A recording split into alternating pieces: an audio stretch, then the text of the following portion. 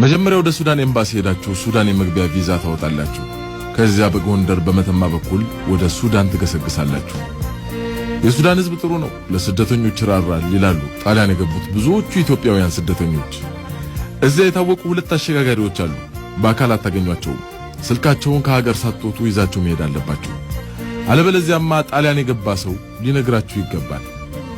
አንዳች ሰዋራ ስፍራ ተደብቃችሁ በስልክ ታገኟቸውና የጉዞ ዋጋና ቀን ትነጋገራላችሁ።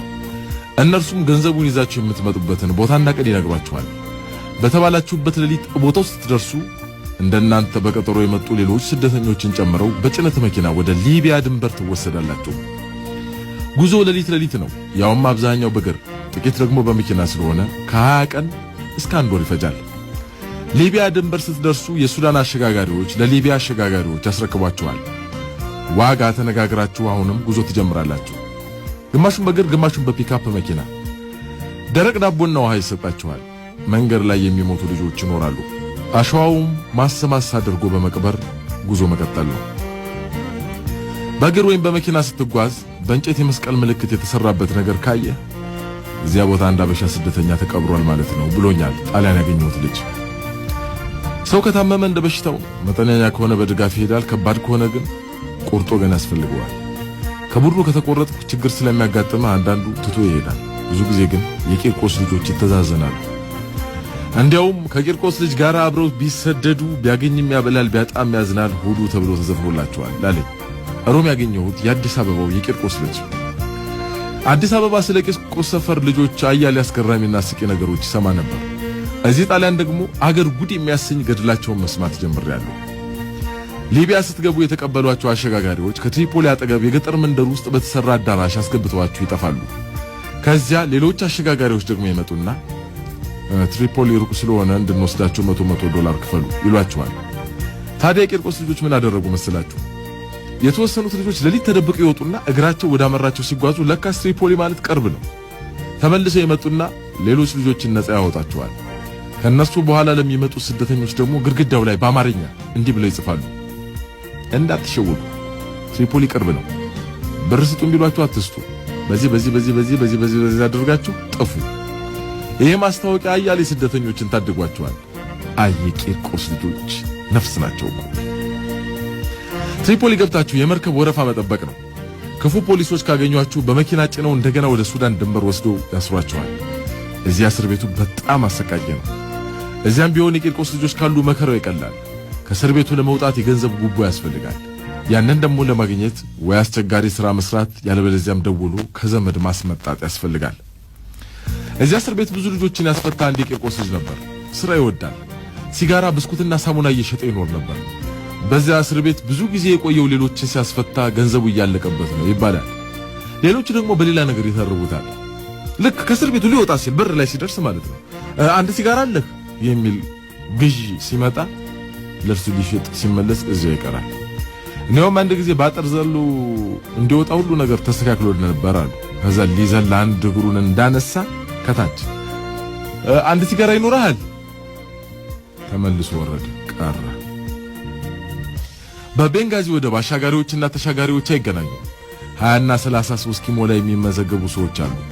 የቡድኑ አባላት ሲሟሉ ገንዘብ ይከፍሉና ወደሚሻገሩበት ወደብ ይወሰዳሉ። የመሻገሪያዋ ጀልባ ብዙ ጊዜ ከቆርቆሮና ከእንጨት የምትሰራ ናት። ለአንዱ ስደተኛ አሻጋሪዎቹ የመርከቧን አነዳድ ያሳዩታል። ትምህርቱ ቢበዛ ከአንድ ቀን በላይ አይሰጠም። ለዚያ መከረኛ ካፒቴን የጀልባዋን ኮምፓስ አስረው ካርታውን ያስረክቡታል። ምግብና መጠጥ ይጫናል። እንደ ጀልባዋ ስፋት ከ20 እስከ 30 ስደተኛ ይሳፈራል። በሌሊት የጣሊያንን መብራት በሩቅ እያዩ ጉዞ ይጀመራል። አሻጋሪዎቹ ጀልባዋ ስትነሳ ይመለሳሉ።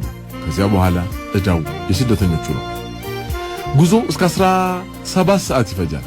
የአንዱ እግር ከሌላው ጀርባ ጋር ዘው ስርስር ብሎ ተኮራምቶ መጓዝ ብቻ ነው። ሙቀቱና ተስፋ መቁረጡ አንዳንዶቹን ራሳቸውን ወደ ባህር እንዲጥሉ ያደርጋቸዋል። በተለይም መርከቡ መንገድ ከሳተ። የሚያስጎበኘንን የቂርቆስ ልጅ ለምንድነው ግን ጣሊያን ውስጥ የቂርቆስ ሰፈር ልጆች የሚበዙት? እንዲያውም ሮም ውስጥ የቂርቆስ ልጆች ብቻ ያሉበት አንድ ህንጻ አሳይተውኛል አልኩና ጠየቁት። ምናልባት የሱዳን ኤምባሲ ሰፈራችን ውስጥ ስለሆነ ይሆናል በሱዳን በኩል እያቋረጡ የመጣ ነው ነገር ብሎ ቀለደ። ቆይ ግን ለመንገዱ ብዙ ዶላር ያስፈልጋል ሲባል ነበር የምሰማው፣ እንዴት ነው ጉዳዩ አልኩት። ቂርቆስ የደሃ ሰፈር ነው ብሎ ስማችንን ያጠፉት እኮ የቦሌ ልጆች ናቸው። በእናት እነሱ አውሮፕላን ሲያዩ ስለሚውሉ የገዙ እየመሰላቸው እኮ። እንደውም እኮ መንግስት ሀብታም ገበሬዎች ብቻ ሳይሆን እኛንም መሸለም ነበረበት። ገባ? የመረጃ እጥረት ስላለው ያ እንዴት? እስኪ ተመልከት።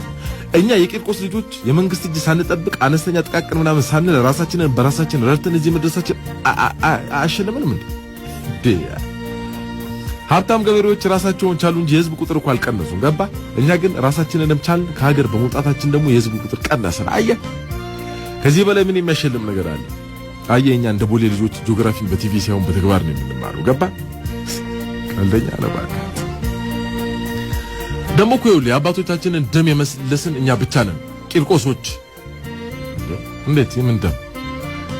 ጣሊያን ባህር አቋርጦ ሀገራችንን ወረረ። እኛ ደግሞ የአባቶቻችንን ደም ለመበቀል ባህር አቋርጠን ሀገሩን ወረርነዋ። አንተ ቂርቆስ እኮ የጀግና ሰፈር ነው። እውነት ግን ቆይ ለምንድን ነው የቂርቆስ ልጆች ይዘው በዛችሁት? ምን መሰለህ ይህንን በረሃ ለማቋረጥ ከ2 እስከ 3 ወር ይፈጃል። ገባ? የገንዘብ የምግብ የውሃ ችግር አለ። ካልተዛዘንክ በቀር ይህንን በረሃ ልታልፍ አትችልም።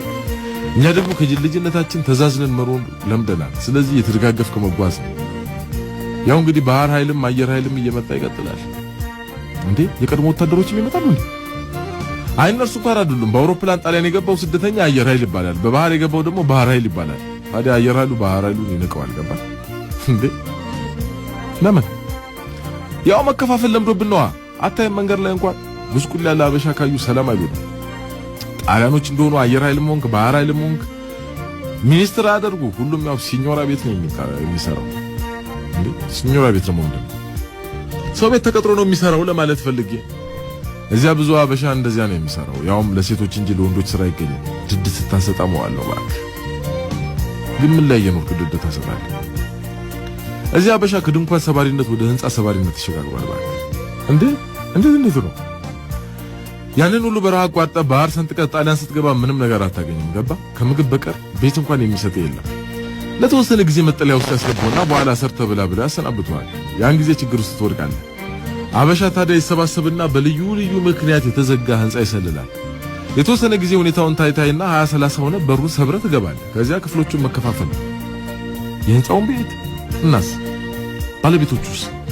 ባለቤቶቹ በቃ ይላሉ። ፖሊስ ይመጣል፣ ግርግር ይፈጠራል። የሰው ልጅ ሜዳ ላይ ወድቆ እንዴት ህንጻ ተዘግቶ ይኖራል ብለህ ትከራከራለህ። መቼም የሰው መብት በመጠኑ ቢሆን የሚከበርበት ሀገር ነውና የሰው መብት ተከራካሪ ድርጅቶችም ምናምን አብረው ይጮሃል። በመጨረሻ ታሸንፍና ትኖርበታለህ። መብራት ውሃ ምናምን ያቋርጡባችሁ። ብዙ ጊዜ መብራት እንጂ ውሃውን ማቋረጥ ያስቸግራቸዋል። ይኸውልህ የሮም ህንጻዎች የድሮ ህንጻዎች ናቸው። አይታችሁ ከሆነ የውሃ መስመሩ በቀላሉ አይገኝም። መብራቱ ግን ቢቆርጡትም እንቀጥለዋለን። ይኸውልህ እንደውም አንድ ልጅ በዚህ ምክንያት እኮ ስራ አግኝቷል።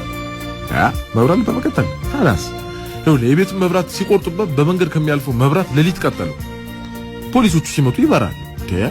ሄደው ከዋናው ማጥፊያ አለያዩት፣ ይበራል። አይተው ስለማያውቁ ግራ ገባቸው። በኋላ ከመንገዱ መብራት መቀጠሉን ሳዩ እንዴት ሊቀጠል እንደቻለ ማመን አልቻሉም። ትተውት ሄዱ። ፏ ብለናል ይወል ልጁም ታዲያ በዚህ ምክንያት ኤሌክትሪክ ሰራተኛ ሆኖ ቀረላል። ገርማል። ሴቶች ሲኞራ ቤት ይሰራሉ አልከኝ። ወንዶቹስ ምን ይሰራሉ? ወንድ ከሆንክ አልፎ አልፎ ነው ስራ የምታገኘው። ባክ ችግር አለ። አንዱ አበሻ ሲርበው ሴት ነኝ ብሎ ሲኞራ ቤት ተቀጥሮ ነበር አሉ። እውነትን ነው ቀልድ? ሲያወሩ ነው የሰማሁት። ልንገርልህ፣ ጨዋታው ጭውት ይለኛል። እሺ ልጁ ጢም የለውም፣ መልኩ የሴት ድምፁ የሴት። እንዲያውም ልጆች በሌላ ነገር ሁሉ ይጠረጥሩታል። ምን ብለው ነው ይጠረጥሩት? ብቻ የለው ምናምን ይልታል ተወሱና። እሺ እና ጉልበታም ነው። ስራዋን ፉት ጭጭ ነበር የሚያደርጋት። አንድ ቀን የሽንት ቤቱን በር ሳይዘጋው ረስቶት ቆሞ ሽንቱ ሲያንፎለፉል ክፍት ባለ ቤቱ ሲያዩ ቆሞ ፌንት ጠብ ማይበጅ ተብሎ ነፍሷ ደሞዟ ሳትቀበል ከቤት ወጣ ብን። በኋላ ግን እንደዚህ ያደረገው ስራ ስላጣ መሆኑን ሲኞራው ሲሰማ አድንቆ ካምፓኒ ውስጥ ቀጠረዋል። ይገርማል።